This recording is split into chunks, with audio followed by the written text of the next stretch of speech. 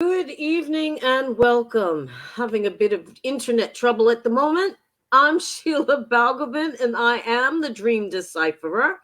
And I help you to crack the code of your sleep and dreams so you can sleep sound and dream deep. Tonight, I decided to look at sleep and its impact on creativity. And sleep can actually has a profound effect on creativity.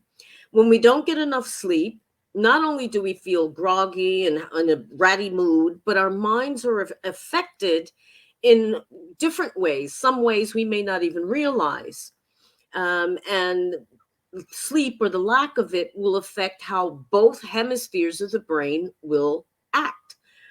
So the right hemisphere of the brain is the more imaginative and side of the brain that forms ideas, stores memories in images, and it's creative. It thinks outside of the box. The left side of the brain is the bean counter. It counts, it evaluates, it analyzes. um, but they're both sides are needed to be able to make the connection between the two hemispheres of the brain, so that connections can be made and problems solved or things invented. For example, how many things that were actually invented as the result of people's getting a good night's sleep and dreaming? Google, Einstein's E equals MC squared, the novel Frankenstein. All of those came on the back of dreams, and you don't dream unless you're getting a good night's sleep. So during an 8 hour sleep period, your body is actually going to 3 to 5 times during the night, going through 3 to 5 times the stages of non REM and REM sleep. Now, one full cycle will actually vary from individual to individual, but that lasts roughly some 75 to 90 minutes. And each of these sleep cycles, which includes dreaming, rejuvenates the body and helps the brain to form ideas and sort out information as well as consolidate memory.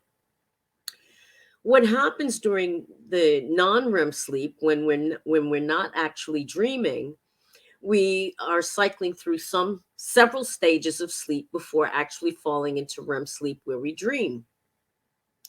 But each of these stages is preparing us for the next stage of sleep, and also various activities that are carried out in the body, to heal and repair itself during that time.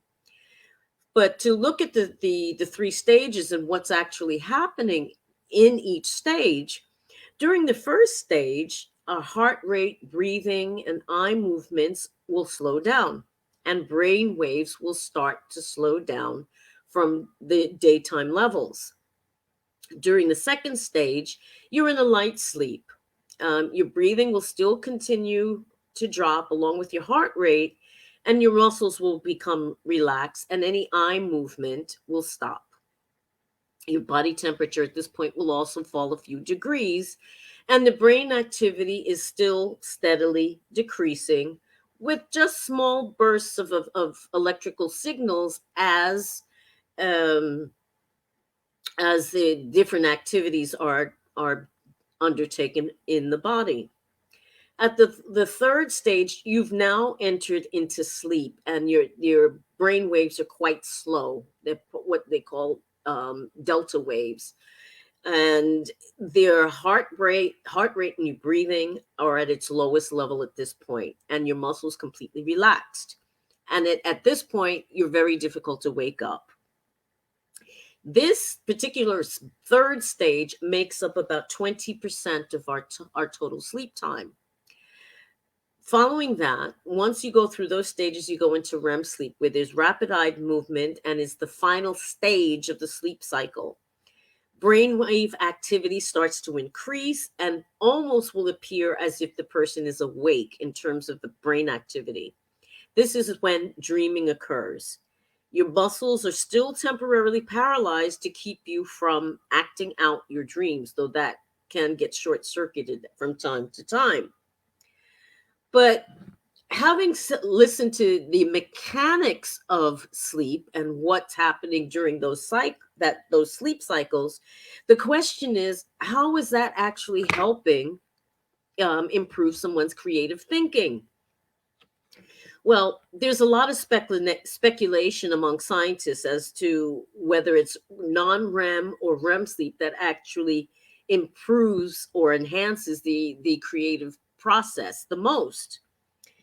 There, during a study at the University of California, San Diego, they did remote associates tests, or RAT, appropriate name. The participants were divided into groups, two groups, one which was allowed to rest, while the other was not. One group was allowed to rest, but not sleep. They could relax, but they couldn't actually go to sleep. The second group was able to enter non-REM sleep, but they couldn't dream. And the third group was allowed to enter a full sleep cycle with both REM and non-REM sleep. What they found is that the group that was allowed to have both types of sleep, that is non-REM as well as REM, actually saw an increase in their creative thinking ability. 40% of these participants also scored better on a creativity test than the other two groups. So there's obviously something that goes on between the non-REM sleep and REM sleep that allows for creativity or heightened creativity to occur. The reasons that the researchers give or estimate that why this is happening is threefold. One thing that they think is happening is that the dreaming is a way for the brain to evaluate real world experiences. So the brain during the night sifts through and decides what memories are worth keeping and transferring into long-term memory. Now, if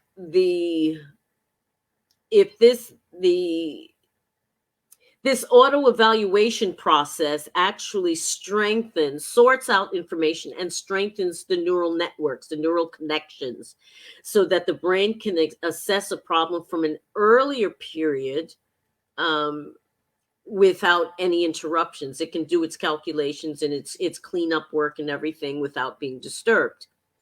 So this time that the brain has to kind of look at issues and problems without being interrupted by conscious activity helps the brain to be able to process information or problem in a new way, which makes it easier to solve the next day. Back some years ago now, back in 1993, a study was done at the Harvard Medical School where participants were instructed to ask themselves a question before going to bed. Each day for a week, the participants would write out the same question before bedtime and then record any dreams that they had. They made special notes on their dreams that were about a possible solution to their question. At the end of this week, over half of the participants had dreamt about the issue, and a quarter of them had actually found a solution during their dream cycle. So the brain has a chance at night to be able to check things against one another and see if there's any similarities and kind of put them together. The other thing that's going on during the night is memory consolidation. During the day, the brain temporarily parks memories in an area of the brain called the hippocampus. Now, during deep sleep, which is stage 3 of non-REM sleep, the brain takes those memories and where they were parked, and gradually moves them over to the cortex to become long-term memory.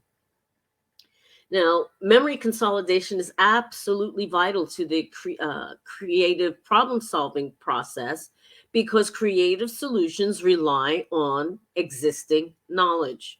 Can't pull it from out of the ether, it has to come from somewhere. So during this consolidation process, if the brain goes through at night, the brain is focusing on memories connected with strong emotions. So creativity becomes heightened when our brains can access and apply information. So it's the greatest computer in the world. It's the fastest computer in the world. And if you don't believe that, let somebody throw a ball in your face and see how fast you react. Before the brain engages, you've already put your hands up to protect yourself. So we've got the greatest computer there is up here. And the creativity process is optimal when our brains can access and apply information. And sleep helps with that, both of those processes. The third thing that goes on during sleep is that the brain, that emotions get calmed down. The emotional center of the brain is called the amygdala, which is responsible for our fight or flight responses during stressful situations. Now, the amygdala is activated by strong emotions, which is why when we feel something that particularly, or something is particularly stressful, those feelings are the first things that we access when our brains are checking things. What is responsible for this is the prefrontal cortex, which regulates the amygdala. And when we're getting enough sleep, we're better able to process our feelings and make wise decisions.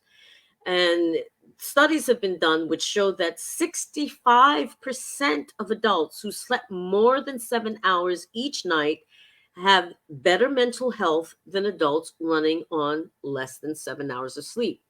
But you always have to take those things with a bit of a pinch of salt, for the simple reason that everybody's sleep needs are different. And that could be determined by what's going on in their lives. I normally sleep some 5 to 6 hours, but I'm sleeping more lately because I'm coming out of a bereavement and I'm just more tired. So the number of hours is the number of hours that's sufficient for you to get a good night's sleep. So just to keep that in mind. Now, those who are getting enough sleep are more likely to wake up feeling refreshed. And this sufficient sleep may also engender feelings of being more energetic and having more positive emotions. People who don't sleep well usually don't have good moods. So this boost of having a proper night's sleep and a good mood makes it easier to handle stress and improves your ability to manage and take on challenging tasks. So experiencing more positive emotions may also give you the incentive to put into action those creative thoughts which came up during the night. Now, we're going to look at this from the flip side and look at how exactly sleep loss impairs creative thinking. So, what happens when you don't get enough sleep? There's more than just feeling drowsy during the day. Your body wasn't fully able to go through all of the sleep stages, and as a result, your mind and body are not refreshed and ready for the day, which can all have a detrimental effect on your problem solving skills and thought processes. For example, poor memory. As I stated earlier, if the sleep stages, all of the sleep stages aren't gone through, the brain isn't able to do what it needs to do, which can, and in most serious cases, plaque builds up in the brain and leads to Alzheimer's and dementia. So that sleep loss is and memory loss is directly connected to whether the brain has the time during the sleep phase to be able to do the garbage detail and take out the trash that's accumulated in the brain in terms of plaque. So what will happen then? You'll struggle during the day to remember things. You won't remember your creative ideas, and you will find it difficult to accomplish whatever it is you need to do. You also suffer from a lack of focus when you don't get enough sleep. You feel groggy during the day. And there's chemical processes that related to um, feeling sleepy that are being produced. It's called adenosine, which are produced normally at night or during the day to help you to fall asleep at night. But if you're not getting sufficient sleep, it's going to be producing it during um, during the day, and that means until you build up some kind of energy or momentum again, you're going to feel slow and sluggish. You won't be able to track or focus on anything. Doing multitasking, forget about it. You won't be able to. Doing complex tasks takes energy and focus. And if you're tired because of sleep deprivation, you won't be able to do either well. And there was some research done by the Duke University and the National University of Singapore, which suggested that the more tasks a sleep deprived person took on, the more mistakes they made. Um, and coming back to mistakes, people who are sleep deprived are twice as likely to make mistakes than those who get a full night's rest, including driving or work. So, how many accidents are occurring because people are not getting sufficient amounts of sleep? That's pretty frightening when you think about it. The other thing that can happen when um, a person isn't getting sufficient amounts of sleep is that their behavior becomes erratic. They become ratty. They become argumentative. They're grouchy. They're because they have less control over their brain and over their mouths, and, and the prefrontal cortex isn't able to regulate the amygdala, which is where our strong emotions are stored. So anything that pops into your head comes straight out of your mouth. And so that's going to create mood swings, negative emotions, arguments with people. You have a harder time dealing with stress and anxiety, which will trigger increase in stress hormones like cortisol. So it is quite apparent that sleep and creativity are very, very closely related. As I said, there were a number of things that have been reinvented uh, during sleep, particularly during dreaming, that we use every single day. But there's new information on the horizon, which with regard to sleep and creativity. And it's while it seems that these two main phases of sleep, REM and non-REM, may be working together in some kind of way to boost creativity, and problem solving, but the what is the mechanism? How is that working? Well, let's start by telling you a little bit of a story about sleep and dreams. There was this man in 1920 who, just before Easter Sunday morning, woke up. He scribbled it, he had a dream, and an idea came up in the dream. Wrote it down on a piece of paper, went back to sleep. He could barely read what he had written during the night, but the next night he dreamt again, and the idea returned. And the idea was the design of a simple experiment that eventually proved something that this man had, as a scientist, had been hypothesizing for quite some time, that nerve cells communicate by exchanging chemicals or neurotransmitters.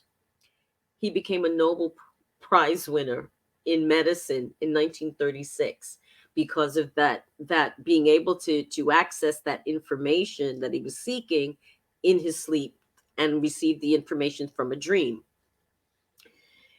Nearly a century later, or more than a century later now, many experiments have shown that sleep promotes creative problem solving. There was a recent study done at the Cardiff University, which collated and combined discoveries into a new theory that postulated why sleep and creativity were linked. Specifically, this theory that they came up with explains how the two main phases of sleep work together to help the brain to find unrecognized links and make the connection and thereby discovering out of the box solutions to problems. So what the researchers found is that as people start to fall asleep and enter into the non-REM sleep, which includes a light phase that takes up most of the light. This light sleep is actually most of the night, and a period of heavier, slower sleep or slow wave sleep takes place when millions of neurons fire simultaneously and strongly, but at the deepest levels of sleep. It's during this time that the brain starts to replay memories. And these reruns, this television you're seeing in your sleep with these reruns, are to help the brain to consolidate and strengthen new memories, the stuff that they had parked during the day, and now they're moving the stuff from the temporary storage into long-term memory. But they also, during this process, the brain is also extracting generalities from specific facts. So instead of taking the minute and branching it out, and therefore able to access information that may be useful to solve a problem. Now, this is still only a theory, some of which is based on strong data, but there's still some things that need to be tested to see if this is always true. For example, there isn't much evidence to support that the fact that, or the suggestion that the hippocampus deep in the brain prods the neocortex into replaying related memories during non-REM sleep. It seems that they're heading in the right direction, but they still have a way to go as to what the relationship actually is. While some people have argued that slow wave sleep is important for creativity, others have argued that it was REM. What the researchers in Cardiff are saying is that actually it's a combination of both, whereas perhaps the non-REM sleep extracts concepts and REM sleep actually puts them together. So what happens is over the course of a night or several nights, the hippocampus and neocortex are repeatedly syncing and coming together and coming apart to consolidate information and recombine it into different ways. But this may happen several times over a period of time. The researchers used an analogy that it's like two researchers work on a problem together initially, then they both go away, work on it, think about it, do some work on it, and then afterwards they come back together to work on it some more. So what the research is suggesting here is that if you're working on a difficult problem, it was probably a good idea to get a good night's sleep with a sufficient amount of sleep so that you wake up actually feeling rested. And especially if you're working on something that requires a lot of creative solutions or creative thinking to find a solution. So when you think that sleep is for wimps or that you don't have time for it, if you're a business owner, you might want to rethink that, because it may very well be the saving or the enhancing of your business that you're missing out on. Thanks so much for watching and listening. Have a great evening and start to the week, and I'll see you again soon. Take care. Bye-bye.